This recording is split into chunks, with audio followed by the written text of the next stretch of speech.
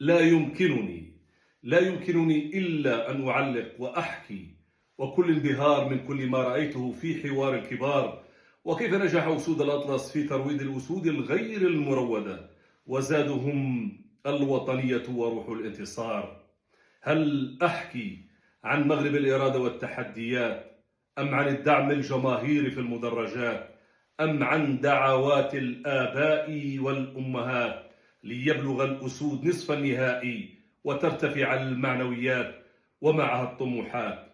هل أحكي عن رحلة العيون وكيف حلقت عبر الشاشات وكلها استمتاع بما يقدمه الأيقونة إبراهيم دياز الذي أضحى يلمع حضورا كأنه الذهب والألماس؟ هل أحكي ثم أحكي وأحكي ومهما حكيت لن تنتهي الحكايات؟